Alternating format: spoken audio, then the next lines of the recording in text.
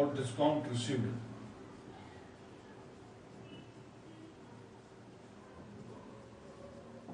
इसमें अपने पास दोनों कैश डिस्काउंट आता है, इसमें इसको कैश डिस्काउंट बोलते हैं। ये दोनों ही डिस्काउंट जो है कैश से रिलेटेड डिस्काउंट है। अगर हमने समय से पहले किसी क्रेडिटर को पेमेंट किया है और उससे हमें डिस्काउंट मिलता है, उसको कहेंगे अपन डिस्काउंट रिसीव्ड। अगर डेटर्स ने समय से पहले हमारे को पेमेंट किया है और उसको हमने डिस्काउंट अलाउ किया है, तो वो हमारे लिए होगा डिस्काउंट अलाउ। डिस्काउंट अलाउड हमेशा जो है वो डेटर को देते हैं अपन, और अपन उसको अमाउंट अलाउ करते हैं, या उससे हम उस अमाउंट अपने जो रिसीव्ड अमाउंट है उसके अगेंस्ट में कम अमाउंट लेकर के उसका अपना अकाउंट इक्वल करते हैं, अकाउंट बराबर करते हैं। इसका मतलब है कि हमने उससे कम पैसा लिया है और जो हमारा रिसीव्ड अमाउंट था उससे कम पैसा लेकर के और उसको अपना अकाउंट को क्लोज किया है, इसका मतलब हमने उसको डिस्काउंट अलाउ किया है।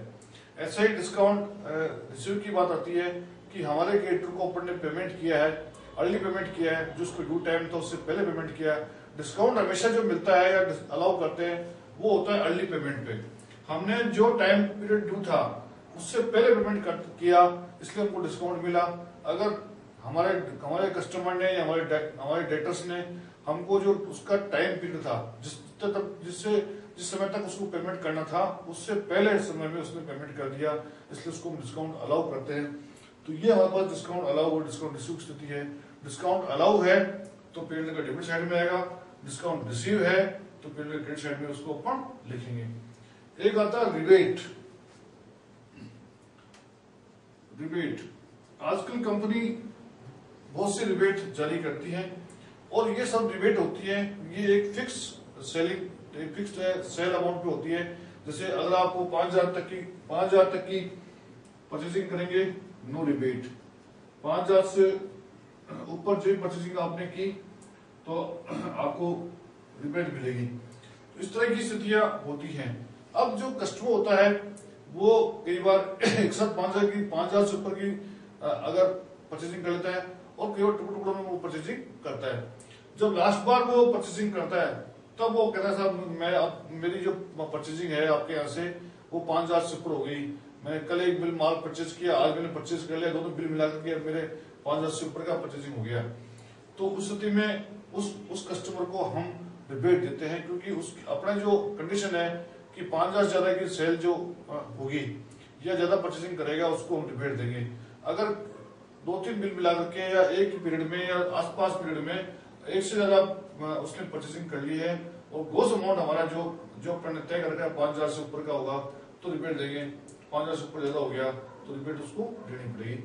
रिबेट अपना आप में एक बिजनेस का खर्चा है, क्योंकि ये अपने जो इनकम को बढ़ाने के लिए देता है कि भाई कोई व्यक्ति इनकम को हमारी सेल्स को बढ़ाने के लिए देता है, क्योंकि कोई व्यक्ति लालच में आए और हमारे से ज्यादा माल परचेज करे, ज्यादा माल परचेज होगा तो हमारे ज्यादा प्रॉफिट हमको होगा। तो सेल्स को बढ़ाने के लिए हम अपने कस्टमर को रिबेट देते हैं और रिबेट से कस्टमर आकर्षित होता है और आकर्षित होकर हमारे से माल परचेज करता है। तो अगर ऐसी रिबेट अपन ने बाद में दी है, अगर बिल पे दे दी है तो उसको हम एंट्री कर देंगे। अगर बाद में दी है तो जो लास्ट बिल उसने पेमेंट किया अपन को उसमें रिबेट अपन ने दी है तो उस टाइम उसकी लेखांकन करेंगे और उसकी एंट्री अपन करेंगे।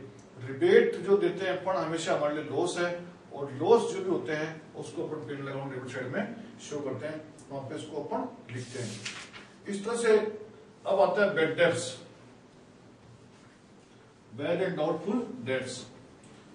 बैड डेब्ट्स हमारे लिए एक एक्सपेंडिचर है, और एक्सपेंडिचर है या इसको भी माने कि लॉस माने इसको, क्योंकि हमारे पास में लॉस है और लॉस जो भी होता है उसको अपन पेन लगाउंट डेबिट साइड में शो करते हैं, उसको डेबिट में लिखते हैं। एक आता है bad debts recover. Bad debts recover वो अमाउंट होता है जिस अमाउंट को हमने बैड डेब्ट्स मानते हुए अपने पेड अकाउंट में ट्रांसफर कर दिया और साथ में ही उस डेटर्स का अपने अकाउंट में क्लोज कर दिया, क्योंकि हमने उसको बैड डेब्ट्स मान करके और उस अमाउंट को हमने अपने पेड अकाउंट में एज ए लॉस ट्रीट कर दिया, और लॉस ट्रीट करते ही हमने प्रॉफिट अपना कम कर लिया और साथ ही उस डेटर का अकाउंट भी हमने क्लोज कर दिया, जिससे हमको अमाउंट रिसीवेबल है। अब कई बार अपन देखते हैं कि ये डेटर्स जो हमको पेमेंट नहीं कर पा रहा, या दिवालिया हो गया, ऐसी स्थिति होगी जो अपन को पेमेंट नहीं करने की स्थिति में है या नहीं करेगा, तो हम मानते हैं कि पैसा नहीं आएगा और उसको हम वेक्टर्स मान के और उसको ऐटो ओपन कर देते हैं। जब कभी या कुछ समय बाद में या 5 साल बाद में हो सकता है स्थिति